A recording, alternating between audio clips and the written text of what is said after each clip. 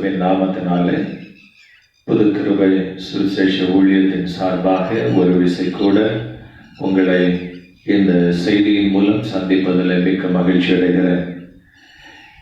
இந்த நாளின் தியானத்திற்காக நாம் தெரிந்து கொண்டப்பட்ட வேத வாக்கியம் நீதிமொழிகள் 21:31. Proverbs chapter 21 and verse 31. குதிரை யுத்த நாளுக்கென்று ஆயத்தப்படுத்தப்படும், ஜெயமோ கர்த்தரால் வரும்.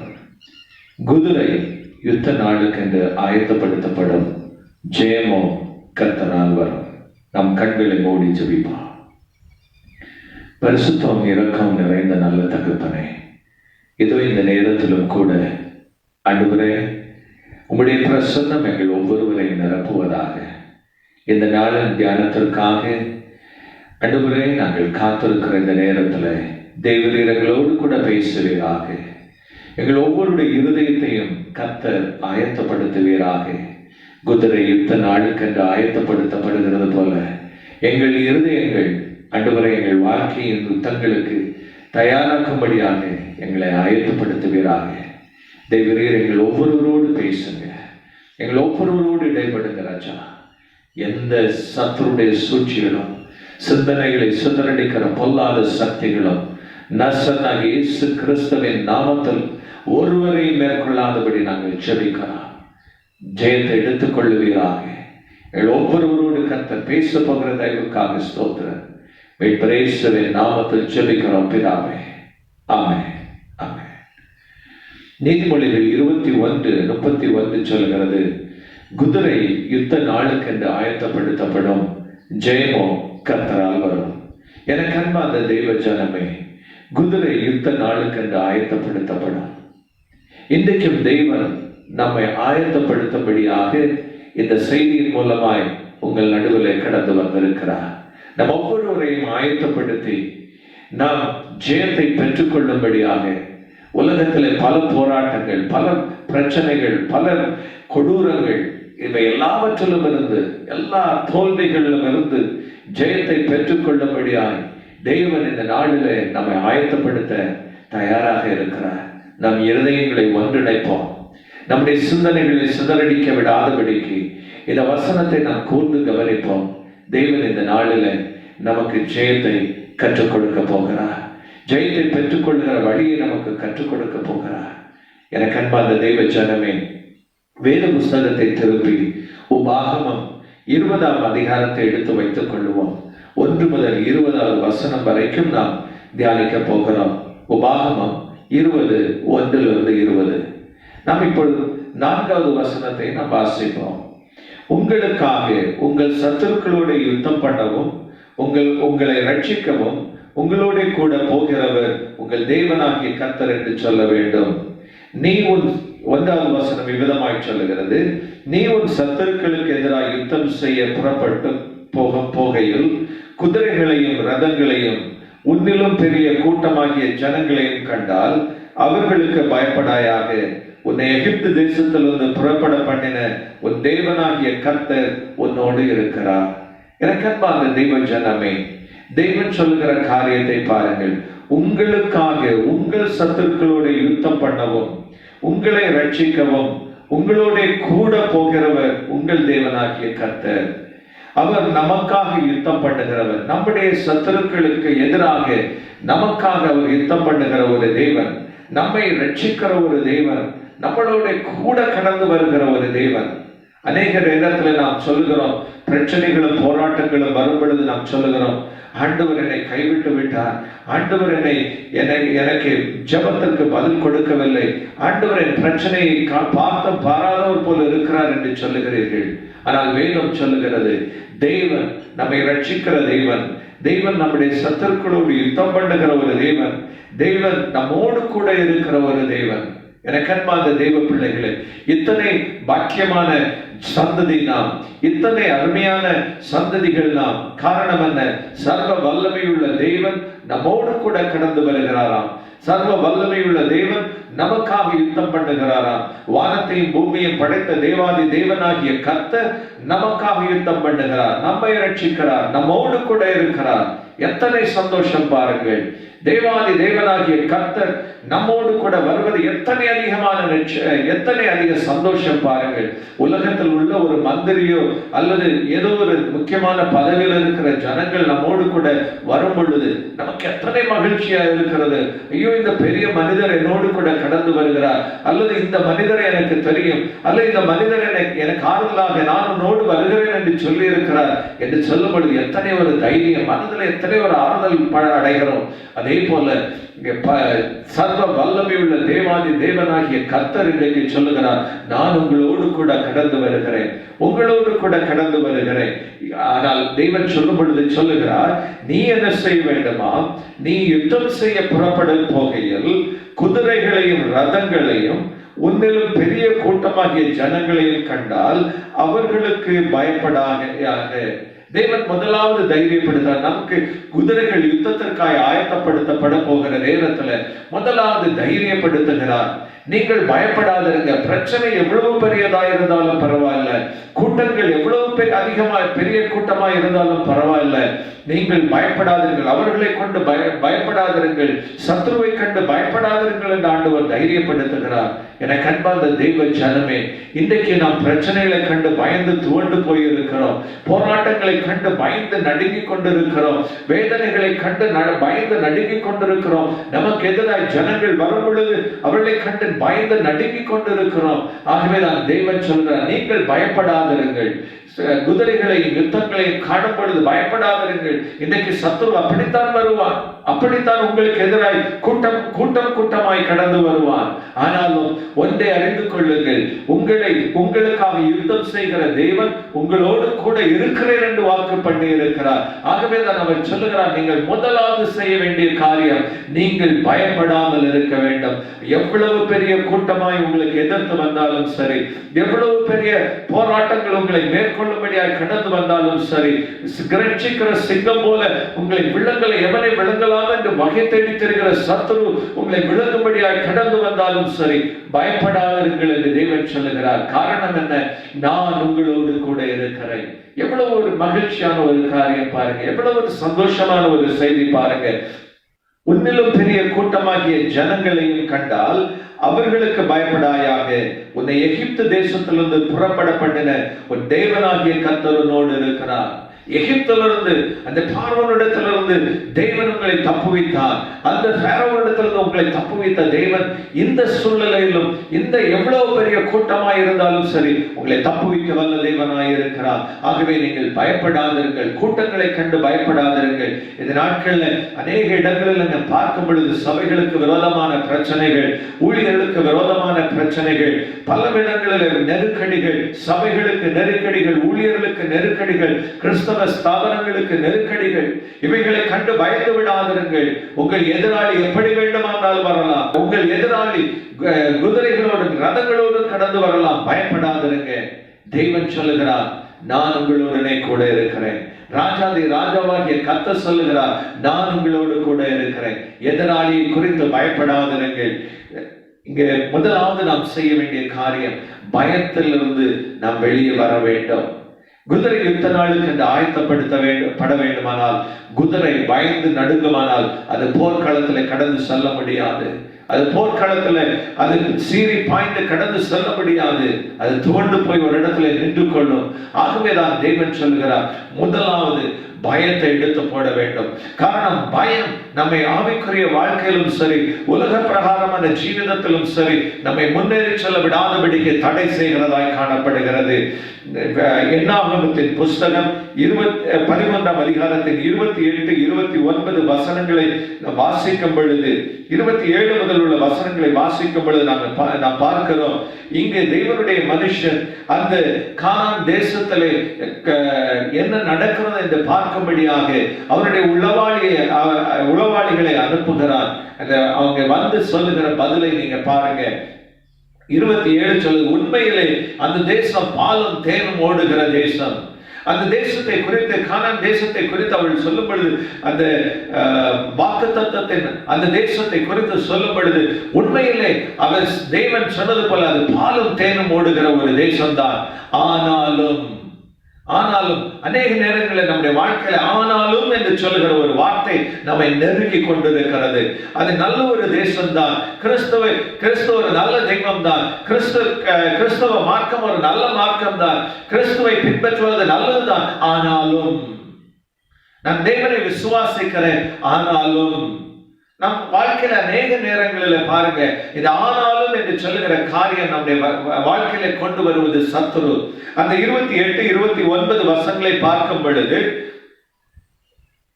வேதத்தில் நாம் பார்க்கிறோம், ஆனாலும் அந்த தேசத்தில் குடியிருக்கிற ஜனங்கள் பலவான்கள், பட்டணங்கள் அரணிப்பானவைகளும் மிகவும் பெரியவர்களுமாய் இருக்கிறது. 31, 33 வாசிப்போம். நாம் போய் அந்த ஜனங்களோடு எதிர்க்க நம்மாலே கூடாது, அவர்கள் நம்மை பார்க்கலும் பலவான்கள் என்கிறார்கள். அங்கே ராட்சத பிறவியான ஏனோக்கின் குமாரனாகிய ராட்சதரையும் கண்டோம், நாங்கள் எங்கள் பார்வைக்கு வெட்டுக்கிளிகளை போல இருந்தோம்.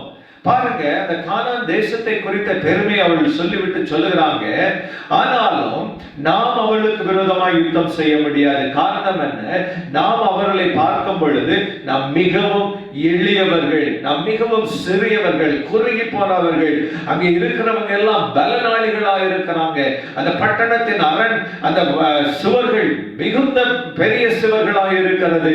ஆனால் நம்மை பார்க்கும் போது அவர்கள் நம்மிலும் பலவான்களாக இருக்கிறார்கள்.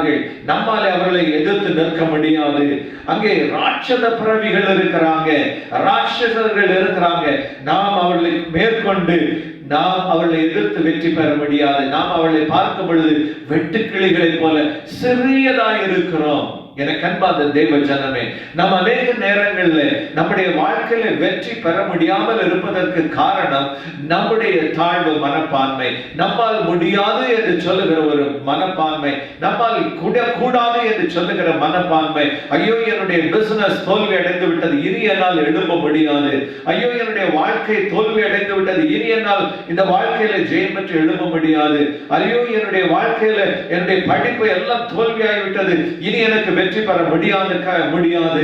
ஐயோ, என்னுடைய ஜீவிதம் முற்றிலுமாய் வாழ்க்கடிக்கப்பட்டதாக இருக்கிறது, இனி நான் மீண்டு வருவது முடியாத ஒரு காரியம் என்று சொல்லி நம் அநேக நேரங்களில் நம்மை குறித்து தாழ்ந்த மனப்பான்மையுள்ளவர்களாய் நாம் காணப்படுகிறோம்.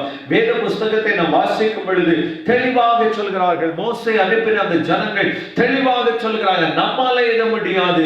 காரணம் அவிசுவாசம். நம்மோடு தேவன் யுத்தம் பண்ண வருகிறேன் என்று சொன்னாலும் நாம் என்ன சொல்லுகிறோம்? இது என்னால் கூடாது, இது என்னால் முடியாது. தேவன் நம்மை சில இடங்களுக்கு சென்று ஊழியத்தை செய்ய தேவன் அழைத்தாலும் நம்ம என்ன சொல்கிறோம்? நான் இந்த பட்டணத்தை, இந்த தேசத்துல போய் நான் செய்ய முடியாது, இந்த பகுதியிலே ஊழியம் செய்வது முடியாத காரியம் என்று சொல்லி பலவேளை எல்லாம் நாம் அதை நமக்கு முடியாது என்று சொல்லுகிற அந்த வார்த்தை அதிகமாய் நாம் பயன்படுத்துகிறோம். எனக்கு அன்பான தெய்வ பிள்ளைகளே, உன்னுடைய வாயில அந்த உறுதியான வார்த்தை இல்லாவிட்டால், அந்த முடியாது என்று சொல்லுகிற அந்த நெகட்டிவ் வார்த்தைகள் வருமானால் வாழ்நாளில் நீ வெற்றி பெறுவது முடியாத காரியம். எனக்கு அன்பான தெய்வ பிள்ளைகளை, இந்த பகல் காலத்தில் நீ நினைத்துக்கொள், தேவன் உன்னோடு கூட இருக்கிறார். உன்னுடைய போராட்டங்கள் எதுவாய் இருக்கலாம், உனக்கு வருகிற பிரச்சனைகள் எதுவாய் வேண்டுமானாலும் இருக்கலாம், அது எந்த விதத்தில் வேண்டுமானாலும் வரலாம், அது எவ்வளவு பெரிய கூட்டமாய் வேண்டுமானாலும் வரலாம். ஆனால் தேவன் சொல்லுகிறார், நான் உன்னோடு கூட இருக்கிறேன், உனக்கு ஜெயம் கொடுக்கும்படியாய் உன்னோடு கூட இருக்கிறேன். இன்றைக்கு நீ கடன் பாரத்தில் உழந்து கொண்டிருக்கலாம், எத்தனை கோடிகளா வேண்டுமானாலும் இருக்கலாம். ஆனால் தேவன் சொல்லுகிறார், நீ என்னை நம்புவாயானால், நான் உன்னோடு கூட இருக்கிறது உண்மையானால், இவைகளை ஒன்றும் உன்னை மேற்கொள்ளுவது இல்லை. நான் இவற்றிலிருந்து மீண்டு வர நான் உனக்கு உதவி செய்ய முடியும் என்று ஆண்டவர் சொல்லுகிறார். இவைகள் மனுஷனால் கூடாதவைகள் தான், ஆனால் தேவனாலே எல்லாம் கூடும். சத்துரு நம்முடைய சமூகத்தில் அந்த பயத்தை கொண்டு விதைத்து விடுகிறான். அந்த பயம் நம்முடைய வாழ்க்கையில கடந்து வரும் பொழுது நம்மாலே எதையும் நாம் செய்ய முடியாது என்று சொல்லுகிற ஒரு சூழ்நிலைக்கு கடந்து வந்து விடுகிறோம். எனக்கு அன்பார்ந்த தெய்வ பிள்ளைகளே, கோலியாத்தை பார்க்கும் பொழுது அந்த இஸ்ரவேல் ராணுவமே நடுங்கி கொண்டிருந்தது. இவனை மேற்கொள்ள நம்மால முடியாது, இவன் பெரிய ஒரு ராட்சதனா இருக்கிறான், ஜெயிண்டா இருக்கிறான், நாம் இவனை மேற்கொள்வது முடியாத ஒரு காரியம் என்று சொல்லி பல வேளைகளில் நம்முடைய பிரச்சனைகளை இதே போன்றுதான் நாம் அணுகி கொண்டிருக்கிறோம். இஸ்ரவேலின் ராணுவத்தை போல நாம் நடுங்கி கொண்டிருக்கிறோம். இவைகளை மேற்கொள்வது என்னால் முடியாத காரியம். ஆனால் அங்கு ஒரு தாவீதை கர்த்தர் எழுப்பினார். அந்த தாவீதுக்குள்ளாக ஒரு பயங்கரமான ஒரு விசுவாசம். காரணம் என்ன? எனக்குள்ள இருக்கிற தேவன் வல்லவர், எனக்குள்ள இருக்கிற தேவன் இவனை மேற்கொள்ள வல்லமையுள்ள தேவன் என்று சொல்லி விசுவாசித்தவனாயிருந்தார். அவனுக்குள்ள இருந்த அந்த விசுவாசம், அவனுக்குள்ள இருந்த அந்த நம்பிக்கை, கர்த்தர் என்னோடு கூட இருக்கிறார் என்று சொல்லுகிற அந்த நம்பிக்கை தான் அவன் கோலியாத்தை மேற்கொள்வதற்கு ஏதுவாக இருந்தது. எனக்கு அன்பான தேவ பிள்ளைகளே, இன்றைக்கு உன் தோல்வியிலிருந்து நீ வெற்றி பெற வேண்டுமானால் உனக்குள் இருக்க வேண்டிய முதல் காரியம் இந்த அவிசுவாசம் நீங்க வேண்டும். கர்த்தர் உன்னோடு கூட இருக்கிறார் என்று சொல்லுகிற அந்த நம்பிக்கை உனக்குள் கடந்து வர வேண்டும். இந்த நம்பிக்கை உனக்குள் வரும் பொழுது நிச்சயமாகவே நீ ஜெயம் பெற்று எழும்புவாய். நிச்சயமாகவே மறுபடியும் நீ ஜெயம் பெற்று எழும்புவாய். உனக்கு வேலை இல்லாத சூழ்நிலையா இருக்கலாம், அல்லது உன் வீட்டில் ஏதோ ஒரு போராட்டத்தோடு கூட இருந்து கொண்டிருக்கலாம், அல்லது பிசாசின் போராட்டத்தில் பிடிக்கப்பட்டு நாசப்படுத்தப்பட்டு கொண்டிருக்கலாம். ஆனால் தேவன் சொல்கிறார், இவைகள் என்னால் கூடும், இவைகள் என்னால் கூடும், உன்னோடு கூட நான் இருக்கிறேன், நீ இதை மேற்கொள்ள முடியும் என்று சொல்ல ஆண்டவர் சொல்லுகிறார். இந்த பிசாசின் கட்டுகள் முறையெடுக்கப்படும் என்று ஆண்டவர் சொல்லுகிறார். உனக்கு நான் வேலை கொடுக்க முடியும் என்று ஆண்டவர் சொல்லுகிறார். உன்னை நான் உயர்த்த முடியும் என்று ஆண்டவர் சொல்லுகிறார்.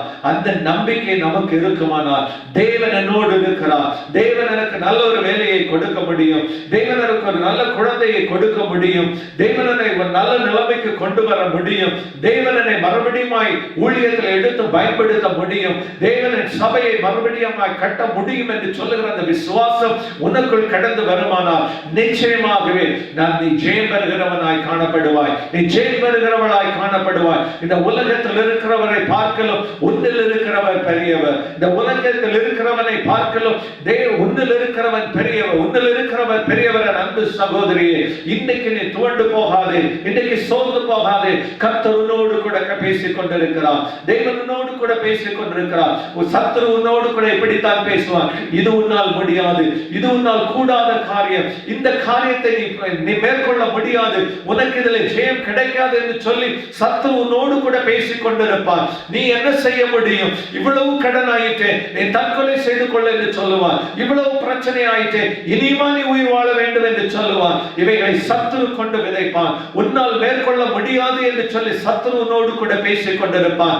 ஆனால் தேவன் சொல்லுகிறார், நீ என்னை விசுவாசிப்பாயானால், நான் உன்னோடு கூட இருக்கிறேன் என்று சொல்லி நீ விசுவாசிப்பாயானால், கர்த்தரை கொண்டு நான் இதை செய்ய முடியும் என்று விசுவாசிப்பாயானால் நீ ஜெயத்தை பெற்றுக் கொள்ளுவாய்.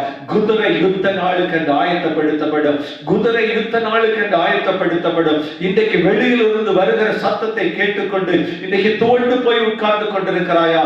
மற்ற மனுஷர்கள் உனக்கு எதிராக பேசுவதை கேட்டுக்கொண்டு இன்றைக்கு சோர்ந்து போய் உட்கார்ந்து கொண்டிருக்கிறாயா? ஊழியத்தை விட்டு ஐயோ நான் தூரமாய் போய்விடட்டும் என்று சொல்லிக் கொண்டிருக்கிறாயா? இத்தனை உண்மையும் மொத்தமாய் நான் ஊழியம் செய்தேன், ஆனாலும் என் ஜனங்கள் எனக்கு விரோதமாய் இப்படி பேசுகிறார்கள் என்று சொல்லி துவண்டு கொண்டிருக்கிறாயா? தேவனோடு பேசிக் கொண்டிருக்கிறார், என் ஆவியானவரோடு கூட பேசிக் கொண்டிருக்கிறார். இவைகளை கண்டு துவண்டு போகாதே, இவைகளை கொண்டு பயப்படாதே, நான் உன்னோடு கூட இருக்கிறேன். ஜெயம் கொடுக்கிற கர்த்தர் நான் உன்னோடு கூட இருக்கிறேன். எனக்கு அன்பான தேவ ஜனமே, இரண்டாவதாக பார்க்கும் பொழுது உபாகமம் 20ஆம் அதிகாரத்தில் 2-3 வசனங்களை நாம் வாசிக்கும் பொழுது வேதம் இவ்விதமாய் தெளிவாக சொல்லுகிறது. ஆசாரியன் வந்து ஜனங்களுடனே பேசி தைரியப்படுத்துகிறான். இஸ்ரவேலரே கேளுங்கள், இன்று உங்கள் சத்துருக்களுடன் யுத்தம் செய்ய போகிறீர்கள். உங்கள் இருதயம் துவள வேண்டாம். நீங்கள் அவர்களை பார்த்து பயப்படவும் கலங்கவும் தத்தளிக்கவும் வேண்டாம். பாருங்க, முதலாவதாக அந்த நம் பயத்திலிருந்து நாம் வெளியே வர வேண்டும். தேவன் நம்மை பயத்தை நம்மை விட்டு எடுத்து போடுகிறார், நம்மை தைரியப்படுத்துகிறார். நான் உன்னோடு இருக்கிறேன், நீ ஏன் பயப்பட வேண்டும் என்று சொல்லுகிறான். இரண்டாவதாக தேவன் ஆசாரியர்களை அனுப்பி அந்த போர் வீரர்களை அவர் பக்குவப்படுத்துகிறார், அந்த யுத்த வீரர்களை பக்குவப்படுத்துகிறார், அவர்களோடு கூட பேசுகிறார். அவங்களுக்கு நிறைய நெகட்டிவ் ஃபீலிங்ஸ் இருக்கலாம். அவர்கள் நெகட்டிவ் ஃபீலிங்ஸோடு யுத்த களத்திற்கு போனால் நிச்சயமாக அவர்கள் யுத்தத்தில் கான்சென்ட்ரேட் பண்ண முடியாது. ஆகவேதான் தேவன் அவளோடு கூட பேசுகிறார். அந்த தன்னுடைய ஊழியக்காரர்களை கொண்டு அவர்களோடு கூட பேசுகிறார். தனித்தனியே அவளோடு கூட கவுன்சிலிங் பண்ணுகிறார். எனக்கு அன்பார்ந்த தேவ பிள்ளைகளே, இஸ்ரவேலரே கேளுங்கள், இன்று உங்கள் சத்துருக்களை யுத்தம் செய்ய போகிறீர்கள். இன்றைக்கு அன்பார்ந்த சகோதரனே சகோதரியே, நீ கேள். இன்றைக்கு நீ சத்ருவோடு கூட, உனக்கு விரோதமாய் எழுப்பி வருகிற சத்ருவோடு கூட நீ யுத்தம் பண்ண போகிறாய். உன் இருதயம் துவண்டு போக வேண்டாம். நீ அவர்களை பார்த்து பயப்படவும் கலங்கவும் தத்தளிக்கவும் வேண்டாம். எவ்வளவு தெளிவாய் சொல்லுகிறாங்க பாருங்க. This is a counseling. தேவன் அவளை கவுன்சில் பண்ணுகிறார். தன்னுடைய ஊழியக்காரரை அனுப்பி அந்த யுத்தத்திற்காக ஆயத்தப்பட்டு போகிற அந்த ஜனங்களை நிறுத்தி அவளை ஆயத்தப்படுத்துகிறார். எனக்கு அன்பார்ந்த தெய்வ பிள்ளைகளே, முன்னோக்கு பெறும்படியாக நாம் நேரம் ஒதுக்க வேண்டும். நம்மை ஆயத்தப்படுத்தும்படியாக, நம் யுத்தத்திற்காக ஆயத்தப்படுத்தும்படியாக நம் நேரத்தை ஒதுக்க வேண்டும். நம் ஜெபத்தில் நம் நேரத்தை ஒதுக்க வேண்டும். நம்முடைய மற்றவர்கள் தேவன் நம்மோடு கூட மற்றவர்களை கொண்டு பேசுவதை நாம் கவனிக்க வேண்டும். இன்றைக்கு எனக்கு அன்பார்ந்த தெய்வ ஜனமே, நாம் ஜெபத்திலே நேரத்தை கழிப்பதில்லை. போராட்டம் வந்தவுடன் நாம் எழுந்து ஓடி விடுகிறோம். போராட்டத்தை மேற்கொள்ளும்படியாக, போராட்டத்தை நாமே எதிர்த்து நின்று அவனை ஜெயம் பெற வேண்டும் என்று சொல்லுகிற ஆவலோடு கூட நாம் அந்த போராட்டத்தை எதிராக கடந்து சொல்லுகிறோம். எங்கு போய் கடன் வாங்கி இந்த பிரச்சனையை தீர்க்க முடியும்? யாண்டத்திலே போனா என்னுடைய போராட்டத்துக்கு ஒரு விடுதலை கிடைக்கும் என்று சொல்லி நாம் ஆங்காங்கே ஓடிக்கொண்டிருக்கிறோம். உலகத்தில் மனுஷர்களை தேடி ஓடிக்கொண்டிருக்கிறோம். சில வேளையில் நாமே யுத்தம் செய்ய முடியாது, நம்முடைய ஆயுதங்களை எடுத்துக்கொண்டு புறப்படுகிறோம். எனக்கு அன்பார்ந்த தெய்வ பிள்ளைகளே, அந்த இங்கு தேவன் சொல்லுகிறார், அந்த ஜனங்கள் யுத்தத்திற்கு போக புறப்படுகையிலே அவளை நிறுத்தி அவர்களுக்காக தேவன் ஆலோசனை கொடுக்கிறார். அவளுக்காக அவளை கவுன்சில் பண்ணுகிறார். அவளுடைய இருதயங்களை பக்குவப்படுத்துகிறார். யுத்தத்திற்கு பக்குவப்படுகிற ஒரு அனுபவம். எனக்கு அன்பார்ந்த தேவ ஜனமே, போராட்டத்திற்கு என்று பக்குவப்படுகிற ஒரு அனுபவம் நமக்கு வேண்டும். குதிரை அந்த யுத்தத்திற்கு ஆயத்தப்படுத்தப்படும் என்று வேதம் சொல்லுகிறது. அந்த குதிரை சீராக்கி அதற்கேற்ற பலனை கொண்டு அதை எழுப்புகிற வரைக்கும் அதை யுத்தத்திற்கு கொண்டு போக மாட்டாங்க. அந்த குதிரைக்கு ஏதோ ஒரு பலகீனங்கள், ஏதோ ஒரு பிரச்சனை இருக்குமானால் அதை கொண்டு செல்ல மாட்டாங்க. அது யுத்த களத்தில் அது தோற்று போய்விடும். அதற்கேற்ற வீரியத்தோடு அது பாய்ந்து செல்வதற்கு முடியாத ஒரு காரியம். ஆகவேதான் யுத்தத்திற்கென்று ஆயத்தப்படுத்தப்படுகிற ஒரு குதிரைக்கு சமானமாய் தேவன் ஜெயத்தை வைத்திருக்கிறார். இன்றைக்கு நம் போராட்டத்திற்கு எதிராக நாம் ஜெயம் பெறுவதற்காக நாம் என்ன செய்ய வேண்டுமா? இவைகளை கண்டு நாம் பயந்து போக வேண்டாம். இந்த ஆலோசனைக்காக நாம் காத்திருக்க வேண்டும். ஆலோசனைக்காக காத்திருக்க வேண்டும். எனக்கு அன்பார்ந்த தேவ ஜனமே, தேவ சமூகத்தில் காத்திருந்து, ஆண்டவரே நான் யுத்தத்திற்காக கடந்து செல்லுகிறேன், நான் என்ன செய்ய வேண்டும் ஆண்டவரே? நீர் என்னை பக்குவப்படுத்தும் ஆண்டவரே. ஆண்டவரே, இதுதான் என்னுடைய பிரச்சனை, இதிலிருந்து நான் மேற்கொள்வதற்காக நான் என்ன செய்ய வேண்டும் ஆண்டவரே என்று சொல்லுவாயானால் தேவன் உனக்கு ஆலோசனையை கொடுப்பார். தேவன் உனக்கு ஆலோசனையை கொடுப்பார். எனக்கு அன்பார்ந்த தேவ பிள்ளைகளே, தாவீதை பாருங்க, அவருடைய மனைவிமார்கள் அவரோடு கூட இந்த ஜனங்கள் எல்லாம் சிறைப்பட்டு போன போதிலும் கூட அவன் ஆண்டவருடைய சமூகத்திலே தன்னை திடப்படுத்திக் கொண்டு ஆண்டவரிடத்தில் போய் கேட்கிறான், ஆண்டவரே நான் என்ன செய்ய வேண்டும்? ஆண்டவரே நான் இந்த தண்டை பின் தொடரலாமா வேண்டாமா என்று சொல்லி ஆண்டவரிடத்தில் ஆலோசனை கேட்கிறான். எனக்கு அன்பார்ந்த தேவ ஜனமே, இன்றைக்கு நம் ஆண்டவருடைய ஆலோசனைக்கு நாம் இடம் கொடுப்பது இல்லை. தேவன் நம்மோடு பேசும் பொழுது அதை நாம் உதாசீனப்படுத்துகிறோம். தேவன் நம்மோடு இடைப்படும் பொழுது, ஊழியக்காரர்களோடு கூட மற்ற விசுவாசிகளோடு கூட தேவன் இடைப்படும் பொழுது நாம் அதை உதாசீனப்படுத்துவதாய் காணப்படுகிறோம். ஆகவே தான் நம்முடைய யுத்தத்திலே தோல்வி. நாம் ஆயத்தப்படுகிறதற்கு நமக்கு இஷ்டமில்லை. நாம் ஆயத்தப்பட்டு அதற்கென்று காத்திருப்பதற்கு நாம் இஷ்டமில்லை. இங்க பாருங்க, யுத்தத்திற்கு போவதற்கு முன்பாக அந்த ஆசாரியர்கள் யுத்த வீரர்களோடு பேசி அவளை திடப்படுத்துகிறார்கள். எனக்கு அன்பார்ந்த தேவ ஜனமே, நீ தேவனோடு கூட யுத்தத்திற்கு புறப்படுவதற்கு முன்பாக தேவனோடு கூட தனிமையிலே காத்திருந்து நீ ஆண்டவரோடு பேசுவாயானால் கர்த்தர் உன்னை யுத்தத்திற்கு என்று திடப்படுத்துவார். தேவனோடு கூட உன்னை திடப்படுத்துவார். எனக்கு அன்பார்ந்த தேவ ஜனமே, மூன்றாவதாக நாம் பார்க்கும் பொழுது உறுதியானவர்களே நிற்கிற ஒரு அனுபவத்தை பார்க்கிறோம். நம் யுத்த வீரர்களை தேவன் உறுதியா இருக்கிறாங்களா இல்லையா என்று சொல்லி தேவன் அவர்களை டெஸ்ட் பண்ணுகிறாரு பாருங்க. உபாகமம் 20ஆம் அதிகாரத்தில் 5 முதல் 8 வசனங்களை நாம் வாசிக்கும் பொழுது அங்க பாருங்க, அந்த யுத்த வீரர்களிடத்துல ஒரு காரிய சம்பாஷணை நடக்கிறது. அன்றியும் அதிபதிகள் ஜனங்களை நோக்கி, புது வீட்டை கட்டி அதை பிரதிஷ்டை பண்ணாதிருக்கிறவன் எவனோ அவன் தன் வீட்டிற்கு திரும்பி போக கடவன். அவன் யுத்தத்தில் செத்தால் வேறொருவன் அதை பிரதிஷ்டை பண்ண வேண்டியதாகும். திராட்சை தோட்டத்தை நாட்டி அதை அனுபவிக்காதிருக்கிறவன் எவனோ அவன் தன் வீட்டிற்கு திரும்பி போக கடவன். அவன் யுத்தத்தில் செத்தால் வேறொருவன் அதை அனுபவிக்க வேண்டியதாயிருக்கும். எனக்கு அன்பார்ந்த தேவ ஜனமே, 7வது வசனம் இது விதமாய் சொல்லுகிறது, ஒரு பெண்ணை தனக்கு நியமித்துக் கொண்டு அவன் விவாகம் பண்ணாதிருக்கிறவன் எவனோ அவளை விவாகம் பண்ணாதிருக்கிறவனோ அவன் தன் வீட்டிற்கு திரும்பி போக கடவன். அவன் யுத்தத்திலே செத்தால் வேறொருவன் அவளை விவாகம் பண்ண வேண்டியதாயிருக்கும் என்று சொல்ல வேண்டும். பின்னும் அதிபதிகள் ஜனங்களுடனே பேசி, பயங்காளியும் திடனற்றவர்களுமாய் இருக்கிறவன் எவனோ அவன் தன் சகோதரனின் இருதயத்தை தன் இருதயத்தை போல கரைந்து போக பண்ணாதபடிக்கு தன் வீட்டிற்கு திரும்பி போக கடவன் என்று சொல்ல வேண்டும். 4 காரியங்களை இங்க பாருங்க, தேவன் சொல்லுகிறார். காரணம், நம்முடைய பொக்கிஷம் எங்கேயோ அங்கேயே நம்முடைய இருதயம் இருக்கிறது. நம்முடைய பொக்கிஷங்கள் இருக்கிற இடத்தில் தான் நம் இருதயம் போதும் கடந்து சென்று கொண்டிருக்கிறது. பாருங்க, நம்முடைய வீட்டில் கொஞ்சம் பணம் இருக்குமானால் நாம் எந்த இடத்திற்கு போனாலும் சரி, நம்முடைய சிந்தை எல்லாம் எங்க இருக்கும்? நம்முடைய வீட்டில்.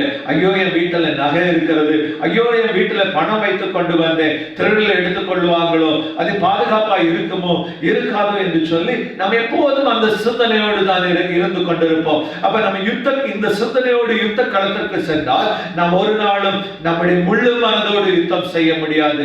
ஆகவே மூன்றாவது நாம் பார்க்கிற காரியம் என்ன? அந்த பிரித்தெடுக்கிற ஒரு அனுபவத்தை பார்க்கிறோம். அரைவே காடு என்று சொல்லுவாங்க.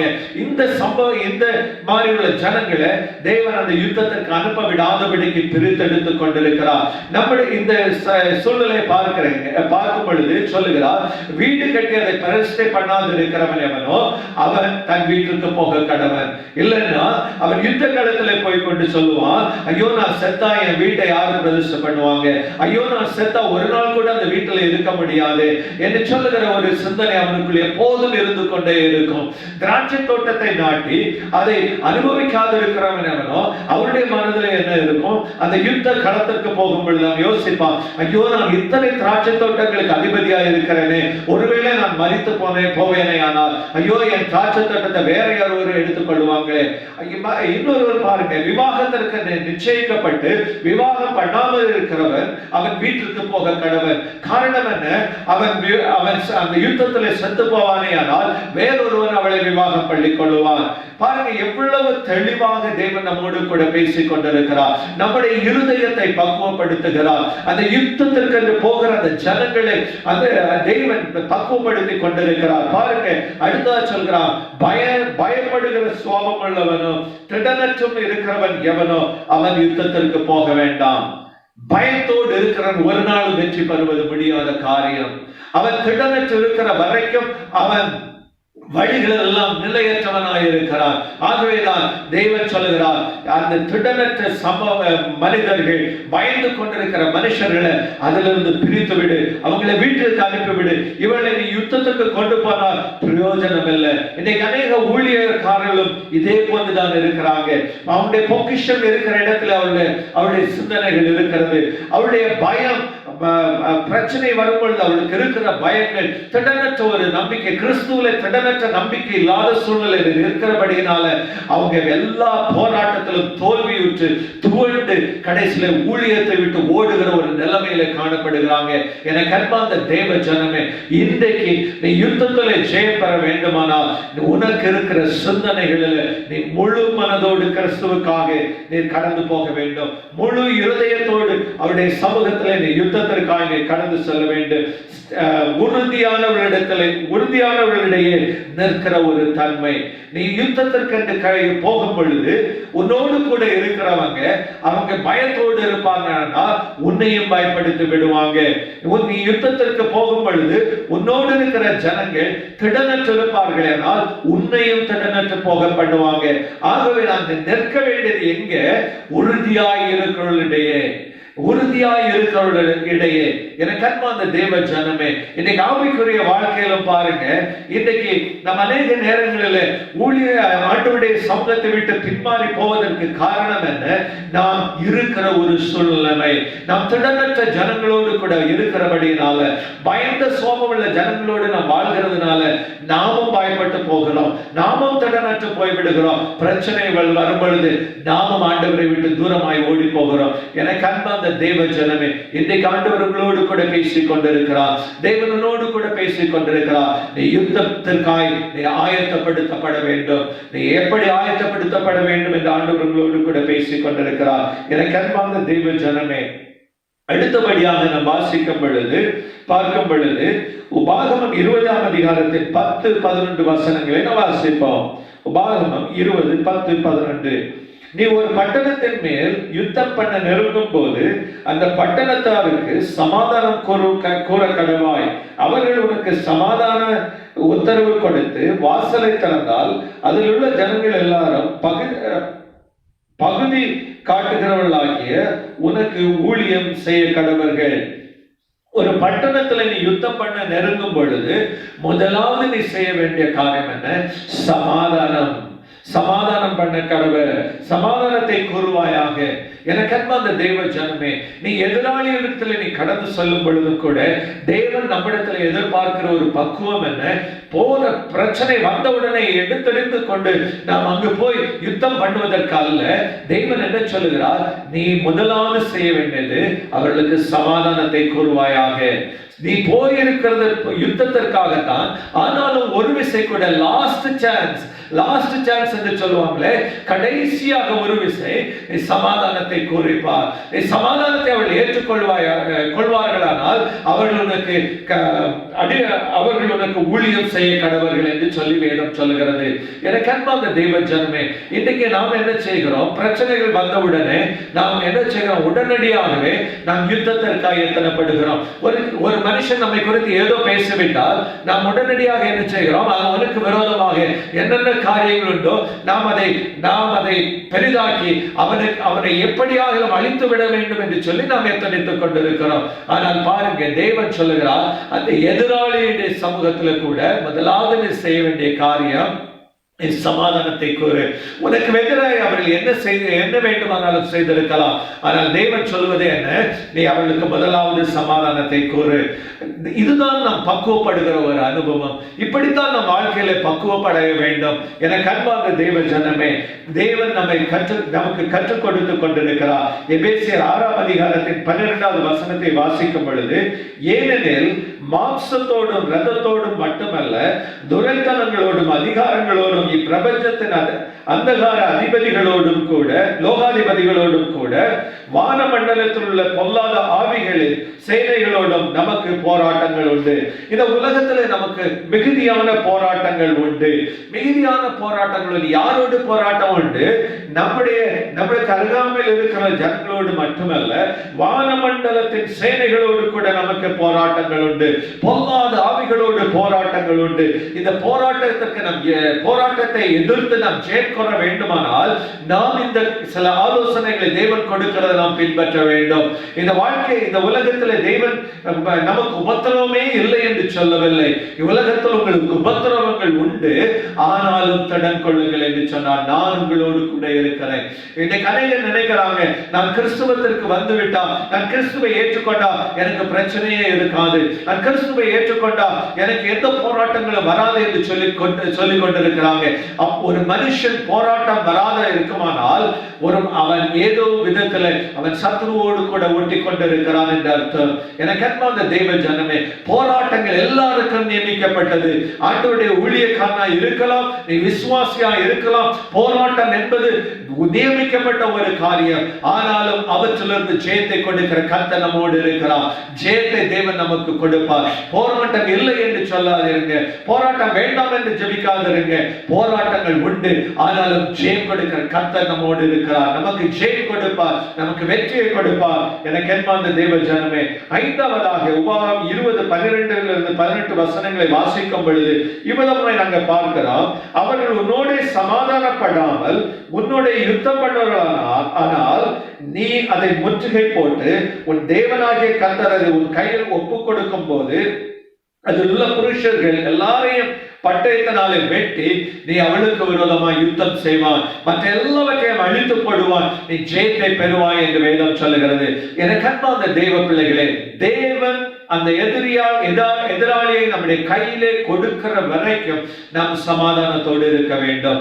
அவர்கள் நம்முடைய சமாதானத்தை ஏற்றுக்கொள்ளாமல் போகும் பொழுது கர்த்தர் நம்முடைய கரத்திலே எதிராளியை நமக்கு கரத்திலே கொடுக்கிறார். அப்பொழுது தேவன் என்ன சொல்லுகிறார், நீ எதிராளியை உன் கையிலே ஒப்பு கொடுக்கும் பொழுது நீ அவர்களை சங்காரம் பண்ணுவாய். எனக்கு அன்பார்ந்த தேவ பிள்ளைகளே, கர்த்தருடைய வேலை வரும் வரைக்கும் நாம் காத்திருக்க வேண்டும்.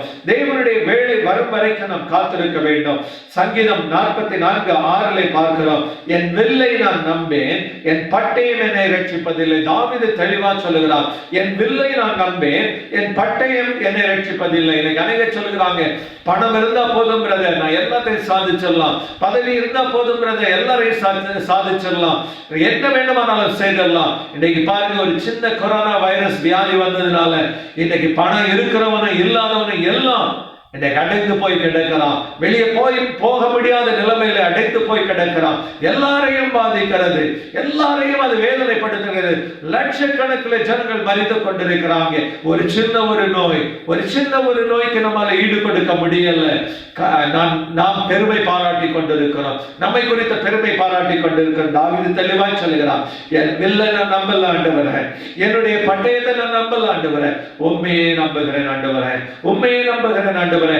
அவன் பட்டயத்தையும் அந்த வில்லையும் அந்த யுத்தத்தின் ஆயுதங்களையும் அவன் நம்பாதபடினால தான் அவன் கோலியாத்தை முறியடிக்க முடிந்தது. அவன் கர்த்தர் மேல் தன் நம்பிக்கை வைத்திருந்தபடியினால அவன் யுத்தத்திலே ஜெயம் பெற்றவனாய் காணப்பட்டான். எனக்கு அன்பான தேவ ஜனமே, 44:7 வசனத்தை வாசிக்கும் பொழுது, நீரே எங்கள் சத்துருக்களில் நின்று எங்களை ரட்சித்து எங்கள் பகைஞர்களை வெட்கப்படுத்துகிறேன். ஆண்டவரே, நீரே எங்கள் சத்துருக்களில் நின்று எங்களை ரட்சித்து எங்களை பகைஞர்களிடத்திலிருந்து எங்களை வெட்கப்படுத்துகிறேன்.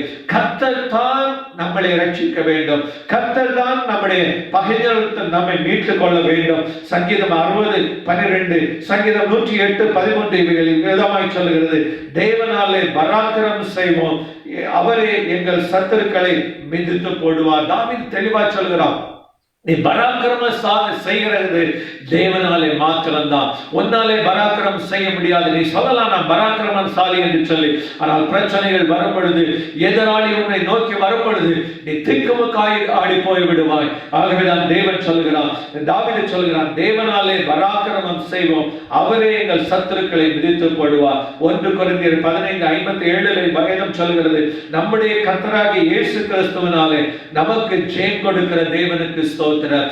இயேசு கிறிஸ்துவினாலே நமக்கு ஜெயம் கொடுக்கிற தேவனுக்கு ஸ்தோத்திரம். எனக்கு அன்பார்ந்த தேவ ஜனமே, குதிரை யுத்த நாளுக்கு என்று ஆயத்தப்படுத்தப்படும், ஜெயமோ கர்த்தரால் வரும். ஜெயம் எப்படி கர்த்தரால் வரும்?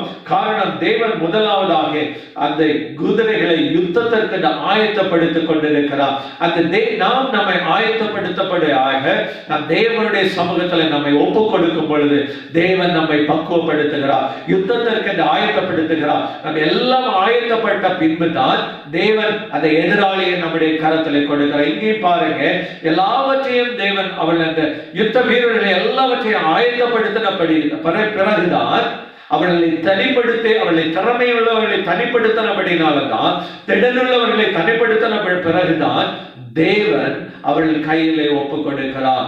எனக்கு அன்பார்ந்த தேவ ஜனமே, தேவன் தெளிவாக சொல்கிறது. ஒரு விஷயம் கூட நாம் கேட்போம், உங்களுக்காக உங்கள் சத்துருக்களோடு யுத்தம் பண்ணவும் உங்களை ரட்சிக்கவும் உங்களுடனே கூட போகிறவர் உங்கள் தேவனாகிய கர்த்தர் என்று சொல்ல வேண்டும். நம்மோடு கூட தேவன் கடந்து வருகிறார்.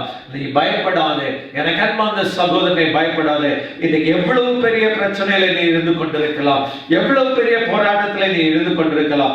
ஒருவேளை நீ சொல்லலாம், இந்த வியாதியிலிருந்து எனக்கு நீ விடுதலை கிடையாது, இந்த டாக்டர்கள் சொல்லிவிட்டாங்க, நான் மரித்து போய்விடுவேன். ஒருவேளை நீ சொல்லலாம், எனக்கு இனி வாழ்க்கையில ஒரு ஆசீர்வாதம் கிடையாது, இனி நான் என் வாழ்க்கையில இந்த தோல்விதான் தோல்வி என்னை வாட்டிக் கொண்டிருக்கிறது, இதுல இனி எனக்கு ஒரு வெற்றி கிடையாது, நான் எல்லா விதத்திலும் நான் ட்ரை பண்ணி பார்த்து விட்டேன் என்று சொல்லலாம். தேவன் இன்றைக்கு உனக்கு வெற்றி கொடுக்க போகிறார். ஒருவேளை சொல்லலாம், என்னுடைய வாழ்க்கையில் இதுவரைக்கும் திருமணம் நடக்கவில்லை, என்னுடைய வாழ்க்கையில் இனி அவ்வளவுதான், நான் இப்படியே தான் இறந்து விட வேண்டும், எனக்கு இனி எங்க திருமணம் நடக்க போகிறது என்று சொல்லலாம்.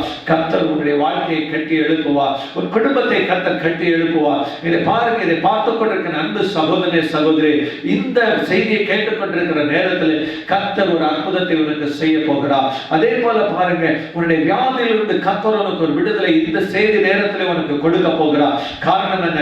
கர்த்தர் உன்னோடு கூட இருக்கிறார். நீ செய்ய வேண்டியதெல்லாம் பயப்படாதே, திடமனதாயிரு, கர்த்தரோடு கூட இருக்கிறார் என்று விசுவாசி. முதலாவது ஆண்டவர் பக்குவப்படுத்துகிற விதம் என்ன? நம்மை பயத்திலிருந்து நம்மை விடுதலையாக்குகிற தேவன், பயத்தை நம்மை விட்டு எடுத்து போடுகிற ஒரு தேவன். பயப்படாது இருக்க தேவன் நம்மோடு கூட இடைப்படுகிறார். தேவன் நம்மோடு கூட இடைப்படுகிறார். இரண்டாவதாக, நம்முடைய நேரத்தை ஆண்டவருடைய சமூகத்தில் ஒப்பு கொடுத்து நம்மை பக்குவப்படுத்த வேண்டும், நம்மை பக்குவப்படுத்த வேண்டும். மற்றொரு ஆண்டவர் நம்மோடு கூட என்ன பேசுகிறார், இந்த பிரச்சனை எப்படி நான் சால்வ் பண்ண வேண்டும் என்று கர்த்தர் என்ன ஐடியா கொடுக்கிறார் என்று சொல்லி ஆண்டவருடைய சமூகத்துல நாம் போய் உட்கார வேண்டும். அப்பொழுதுதான் தேவன் நம்மோடு கூட பேசுவார். உங்கள் இருதயம் துவிழ வேண்டாம், நீ அவளை பார்த்து பயப்படவும் வேண்டாம், கலங்கவும் தத்தளிக்கவும் வேண்டாம் என்று சொல்லி கர்த்தர் உங்களை தைரியப்படுத்துவார். தேவன் உங்களை தைரியப்படுத்தி எப்ப ஆண்டவர் நம்ம தைரியப்படுத்துவார்? நீ அவருடைய சமூகத்துல போய் உட்காரும் பொழுது. ஒரு பிள்ளை உன்னிடத்துல பிரச்சனையோடு வரும்போது நீ என்ன பண்ணுவா? பயப்படாத மகனே, பயப்படாத மகளே, இவெல்லாம் மாறிவிட, இந்த பிரச்சனை எல்லாம் மாறிவிடும் என்று சொல்லி நீ தைரியப்படுத்துறார் அல்லவா? அதே வேளையில அந்த பிள்ளை தன்னுடைய பிரச்சனையை பெற்றோரிடத்துல வந்து சொல்லாத பட்சத்துல எந்த தகப்பனும் தாயும் தானாக போய் அந்த பிள்ளையை பக்குவப்படுத்துவது அல்ல. இங்க பாருங்க, தேவன் அதே போன்று நம்ம அவருடைய பாதத்துல சென்று கடந்து உட்காரும் பொழுது தேவன் நம்மை பக்குவப்படுத்துகிறார், தைரியப்படுத்துகிறார், திட்டப்படுத்துகிறார். மூன்றாவதாக நாம் பார்த்தோம், உறுதியான ஒரு நிலையை நாம் நிற்க வேண்டியது அவசியமாக இருக்கிறது. தோல்வி பயம் உள்ளவர்கள், அந்த உலகத்தின் காரியங்களில் ஈடுபடுகிறவர்கள் எல்லாவற்றையும் விட்டு விலகி நம்முடைய இருதயம் தேவனிடத்தில் திட்டப்பட வேண்டும். கர்த்தர் எனக்காக யுத்தம் பண்ணுவார் என்ற அந்த விசுவாசம் நமக்குள்ள இருக்க வேண்டும். அது இருக்குமானால் நிச்சயமாய் வெற்றி நமக்கு இருக்கும். தாவீது பாருங்க, தேவன் என்னோடு கூட இருந்து யுத்தம் பண்ணி இந்த கோலியாத்தை முறியடிப்பான் என்று சொல்லி தைரியமாக அவன் சொல்லுகிறான். அவனோடு இருந்த கோழைகளை எல்லாவற்றையும் அவன் விட்டு விலகினான். யார் பேச்சையும் அவன் கேட்கல, யாரிடத்திலும் அவன் கேட்கல. ராஜா அவனுக்கு என்னென்னமோ உடுத்து வைத்தார், எதுவும் அவன் வாங்கி கொள்ளவில்லை. சொன்னான், இஸ்ரவேலின் தேவனாகிய கர்த்தர் என்னோடு இருக்கிறார், நான் இஸ்ரவேலின் தேவனாகிய கர்த்தருடைய நாமத்தினால நான் இந்த கோலியாத்தை மேற்கொள்வேன் என்று சொன்னான். பாருங்க, திடமனது.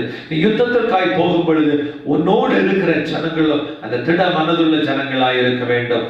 கோழைகளும் பயந்தவர்களும் திடனற்றவர்களோடு கூட நீ கடந்து செல்வாயனா உன் இருதய பொக்கிஷம் எங்க இருக்கிறதோ அங்கேதான் உன் இருதயம் இருக்கும். உன்னோடு கூட இருக்கிறவங்க எப்படி இருக்கிறாங்களோ அப்படித்தான் நீ இருப்பான். இன்னைக்கு அவிசுவாசிகளோடு கூட பிணைந்து நாமும் அவிசுவாசிகளாய் மாறி போகிறோமா? நாம் இன்றைக்கு மனம் திரும்புவோம். நாம் இன்றைக்கு மனம் திரும்பும். ஆண்டவரே, என்னை மறுபடியும் என்னை திடப்படுத்தும். ஆண்டவரே, நான் என்னோடு இருந்த ஜனங்கள் கோழைகள், என்னோடு இருந்த ஜனங்கள் எனக்கு கொடுக்கிற அறிவுரைகள் எல்லாம் பயத்திற்குரியதாக இருந்தது. என்னோடு இருந்த ஜனங்கள், என்னோடு கூட இருந்த ஊழியக்காரர்கள் எனக்கு கொடுத்த அறிவுரைகள் எல்லாம் என்னை தோல்விக்கினராய் கொண்டு சென்று விட்டது. இன்னைக்கு ஆண்டவருடைய சமூகத்துல, ஆண்டவரே, என்னை இவற்றிலிருந்து பிரித்தெடும் ஆண்டவரே, பிரித்தெடுக்கப்பட்ட ஒரு சந்ததியா என்னை மாற்றும் ஆண்டவரே என்று சொல்லி கேளு. கர்த்தர் உன்னை எடுப்பா, யுத்தத்திற்கென்று உன்னை பிரித்தெடுப்பா. என கண்மந்த தேவ பிள்ளைகளை, நான்காவதாக நாம் போகிற இடத்துல நாம் யுத்தத்திற்காக தான் போகிறோம். ஆனாலும் முதலாவது நாம் செய்ய வேண்டிய காரியம் சமாதானம் கூற வேண்டும். சமாதானம் கூற வேண்டும். நம்முடைய எதிராளி எவ்வளவு பெரியவனா இருந்தாலும் சரி, எவ்வளவு கேடு நமக்கு விளைவித்தவனா இருந்தாலும் சரி, முதலாவது நாம் செய்ய வேண்டிய காரியம் சமாதானம் சொல்லுவோம். சமாதானம் சொல்ல. இன்றைக்கு பாருங்க, உங்களுக்கு எதிராய் சில பேசிக் கொண்டிருக்கலாம், எதிராய் உங்களுக்கு எதிராய் காரியங்களை செயல்படுத்திக் கொண்டிருக்கலாம். உங்களுடைய கம்பெனியில வேலை செய்கிற இடங்களில் உனக்கு எதிராய் ஜனங்கள் எழுப்பிக் கொண்டிருக்கலாம். இன்னைக்கு ஆண்டவருடைய சமூகத்துல ஆண்டவர் உங்களோடு கூட பேசிக் கொண்டிருக்கிறார். நீ அவனுக்கு முதலாவது சமாதானத்தை சொல்ல. அவளை ஏற்றுக்கொள்கிறார் என்றால் தேவன் அவளை ஆசீர்வதிக்க போகிறார். நீ அந்த யுத்தத்தை விட்டு அவர்கள் உனக்கு ஊழியர்களாய் மாறுவார்கள், அவர்களோடு கூட இணைந்து கொள்வர்களாய் மாறுவாங்க. அல்லது நான்காவதாக பார்க்கும் பொழுது, எனக்கு அன்பார்ந்த தேவ ஜனமே, நான்காவது நான் பார்க்கும் பொழுது அவர்கள் ஏற்றுக்கொள்ளவில்லை என்றால் தேவவேதம் சொல்லுகிறது, அவர்களை உன் கையிலே தேவன் ஒப்புக் கொடுப்பார். யுத்தத்திற்கு அவளை சங்காரம் பண்ணும்படியாக தேவன் உன் கரத்திலே ஒப்புக் கொடுப்பார்.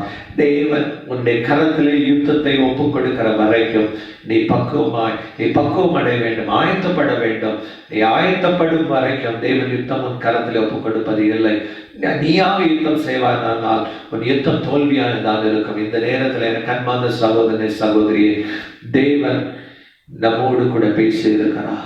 தேவன் நம்மோடு கூட பேசுகிறார். அவர் சொல்லுகிறார், நான் உன்னுடனே கூட இருக்கிறேன், உன்னுடைய கூட இருக்கிறேன். குதிரை யுத்த நாளுக்கு ஆயத்தப்படுத்தப்படும், ஜெயமோ கர்த்தரால் வரும். எனக்கு அன்பார்ந்த சகோதரனே, சகோதரி, ஜெயம் கொடுக்கிற கர்த்தரோடு பேசி இருக்கிறார். நீ பண்ண வேண்டியது எல்லாம் உன் பயத்தை புறம்பை தள்ளிவிட. நீ பண்ண வேண்டியது எல்லாம் நீ உன்னை பக்குவப்படுத்திக்கொள். ஊழியக்காரர்கள் நிமித்தம், தேவன் சமூகத்தில் நீ காத்திருக்கிற நிமித்தம், தேவன் கொடுக்கிற ஆலோசனைகளை பெற்று அதன்படி உன்னை நீ நடத்திக்கொள். கர்த்தரோடு பேசி இருக்கிறான். தேவன் உன்னை திடப்படுத்துவார். திடனற்ற ஜனங்களுடைய மத்தியில நிற்பதை பார்க்கலாம். திடனுள்ளவர்களாய் உறுதியானவர்களிடத்துல நீ நெல்லு. ஆண்டவரோடு கூட உறுதியாய் பற்றி கொண்டிருக்கிற ஜனத்தோடு கூட நீ நிற்பாயானால் நிச்சயமாகவே உன் ஊழியத்திலே ஆசீர்வாதம் இருக்கும், உன்னுடைய ஆவிக்குரிய வாழ்க்கையிலே ஆசீர்வாதம் இருக்கும், உன்னுடைய குடும்பத்திலே ஆசீர்வாதம் இருக்கும், உன்னுடைய உலகத்தின் காரியங்களிலே கர்த்தர் உன்னை ஆசீர்வாதமாய் வைப்பார். சமரசம் செய்யாதபடிக்கு அமைதியை முதலாவதாக நீ கடைபிடிக்க வேண்டும். அமைதலை சாந்தியை அவர்களுக்கு சொல்லு. அவளுடைய சமூகத்தில் சென்ற சமாதானத்தை முறையிடு. தேவன் அவர்கள் அதை கேட்டால் அது ஆசீர்வாதம். அந்த யுத்தத்தை அதோடு கூட ஆண்டவர் முடித்து விடுவார்.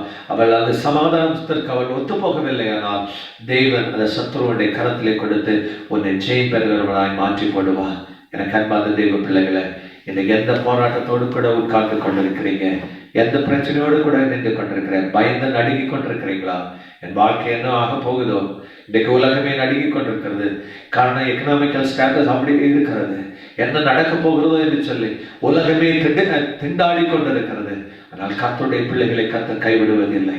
உங்களை அவர் ஒரு நாளும் கைவிட மாட்டார். என் ஜனம் அப்பத்திற்காக இறந்து திரிவதில்லை என்று ஆண்டவர் சொல்லி இருக்கிறார். நிச்சயமாகவே உங்களை அப்பத்திற்காக இறந்து தெரிய ஆண்டவர் வைக்க மாட்டார். கர்த்தர் உங்களோடு கூட பேசி இருக்கிற எந்த போராட்டமா இருந்தாலும், எந்த பிரச்சனையா இருந்தாலும், அவற்றிலே ஜெயம் கொடுக்கிறவர் உன்னோடு இருக்கிறார். அவற்றிலே ஜெயம் கொடுக்கிற கர்த்தர் உன்னோடு இருக்கிறார். உனக்கு எதிராளி எவ்வளவு பெரியவனாய் இருக்கலாம், உனக்கு எதிராளி வருகிற கூட்டம் எவ்வளவு பேர் பலத்ததா இருக்கலாம், எவ்வளவு பெரிய ராட்சதர்களா இருக்கலாம், கர்த்தர் உன்னோடு கூட பேசி இருக்கிறார். அவருடைய சமூகத்துல சென்று உன்னை ஆயத்தப்படுத்த கர்த்தர் உனக்கு ஜெயத்தை கொடுக்கிறார். எனக்கு அன்பார்ந்த தெய்வ ஜனமே, ஒரு நிமிடம் நம் கண்களை மூடி ஜெபிப்போமா? அன்பின் பரலோகத்தின் தகப்பனே, இதோ இந்த நேரத்துல உடைய பிள்ளைகளோடு கதாவை நான் இருக்கிறேன் ஆண்டவரே. அநேக நேரங்களில் எங்களுடைய வாழ்க்கையில தோல்வி மேல் தோல்வி ஆண்டவரே, தோல்வியிலே துவண்டு கொண்டிருக்கிறோம் ஆண்டவரே. இந்த தோல்வியிலிருந்து மாறுபடியாக ஆண்டவரே இந்த நாளில் நீர் எங்களோடு கூட பேசுகிறேன். யுத்தத்திற்கு எங்களை ஆயத்தப்படுத்தும்படியாக, எங்களை தகுதிப்படுத்தும்படியாக தேவரே இந்த நாளில் எங்களோடு கூட பேசி இருக்கிறேன். முதலாவது நீர் சொன்னீர், நான் உன்னோடு இருக்கிறேன், பயப்படாத. நான் உன்னோடு இருக்கிறேன், பயப்படாத. ஆண்டவரே, இந்த பயந்தான் ஆண்டவரே இன்றைக்கு நாங்கள் வெற்றி பெற முடியாமல் எங்களை வாழ்க்கையை சீரழித்துக் கொண்டிருக்கிறது. எல்லாவற்றிலும் பயம் ஆண்டவரே. நோயை குறித்த பயம், வீட்டை குறித்த பயம், அலுவலகத்தின் வேலையை குறித்த பயம், வருமானத்தை குறித்த பயம், ஆசீர்வாதத்தை குறித்த பயம், பிள்ளைகளை குறித்த பயம், ஊழியத்தை குறித்த பயம், உலகத்தை குறித்த பயம், எல்லாவற்றிலும் பயம் ஆண்டவரே. இந்த பயம் எங்களை வாட்டி வதைத்துக் கொண்டிருக்கிறது ராஜா. இந்த பயத்திலிருந்து அப்பா எங்கள் ஒவ்வொருவரையும் நீர் வெளியே கொண்டு வர ஆண்டவரே. எங்களை திடமனதான் ஆண்டவரே உடைய சமூகத்திலே காத்திருந்து எங்களை திடப்படுத்தும்படியாக தேவரீர் எங்களை பக்குவப்படுத்துங்க ஆண்டவரே. தேவரே பாதத்தில் எங்களை சமர்ப்பிக்கிறோம் ஆண்டவரே. ஆண்டவரே, திடனற்ற ஜனங்கள் நடுவில் நாங்கள் வாழ்ந்தது போதும் ஆண்டவரே. உறுதியற்ற ஜனங்கள் நடுவில் வாழ்ந்தது போதும் ஆண்டவரே. தகப்பனே, நாங்கள் இன்னும் அதிகமாக உங்களுடைய பாதத்தில் உறுதியாக நாங்கள் நிற்க, அப்பா, இந்த உங்களுடைய சமூகத்தில் நாங்கள் உறுதியாக பெற்றுக்கொண்டு நிற்க ஆண்டவரே எங்களுக்கு உதவி செய்யுங்க. யுத்தத்திற்கென்று உறுதியாக நாங்கள் எங்களை பக்குவப்படுத்த எங்களுக்கு உதவி செய்யுங்க ஆண்டவரே. நாங்கள் சமாதானத்தை முதலாவது கூறும்படியாக தேவன் எங்களுக்கு சமாதானத்தை நிர்ணயத்தை தருவீராக. அப்பா, நீர் எங்கள் கரங்களில் யுத்தத்தை ஒப்பு கொடுப்பீரே. ஆனால் தகப்பனே, அவற்றை உங்களுடைய வழிகாட்டுதல் படி அவற்றை மேற்கொண்டு ஜெயத்தை பெற்றுக்கொள்ள எங்களுக்கு உதவி செய்கிற ராஜா. இதோ இந்த நேரத்தில் ஆண்டவரே செய்தியை கேட்டுக்கொண்டிருக்கிற அத்தனை ஜனங்களையும், அத்தனை சின்ன பிள்ளைகளையும், எனக்கு அன்பார்ந்த சகோதரன் சகோதரிகளையும், எனக்கு அன்பார்ந்த பெற்றோரையும் கர்த்தாவே உடைய கரத்தில் ஒப்புக் கொடுக்கிறேன். கர்த்தர் இவளை திடப்படுத்துவீராக, பயத்திலிருந்து விளக்குவீராக, நோயை குறித்த பயத்திலிருந்து முற்றிலுமாய் விளக்குவீராக ராஜா. வருமானத்தை குறித்த பயத்திலிருந்து முற்றிலுமாய் எடுத்து போடுங்க. தெய்வீக கரம் இப்பொழுது அவளை தொடட்டும் ஆண்டவரே. ஒருவேளை பலகீனத்தோடு சுகவீனத்தோடு இருப்பார்களே ஆனால், வாழ்க்கையில் தோல்வியோடு கூட இருப்பார்களே ஆனால், இயேசு கிறிஸ்துவின் நாமத்தில் இன்றைக்கு அவள் ஜெயம் பெற்றுக்கொள்ளட்டும் ஆண்டவரே. ஜெயத்தை பெற்றுக்கொள்ளட்டும் ஆண்டவரே. அப்பா, நீர் அப்படி செய்கிற தயவுக்காக ஸ்தோத்திரம். உங்க நாம மாத்திரம் மகிமைப்படட்டும். எல்லா துதிகன மகிமை இயேசு ராஜாவுக்கு செலுத்துகிறோம். இயேசுவின் நாமத்தில் ஜெபிக்கிறோம் பிதாவே. ஆமென். ஆமென். எனக்கு அன்பார்ந்த சகோதரனே சகோதரியே, எனக்கு அன்பார்ந்த சின்ன பிள்ளைகளே, பெற்றோரே, இந்த செய்தி மூலம் தேவன் உங்களோடு பேசியிருப்பார் என்று நான் விசுவாசிக்கிறேன். கர்த்தர் உங்களுக்கு செய்த நன்மைகளை எங்களுக்கும் எழுதி தருவீங்க.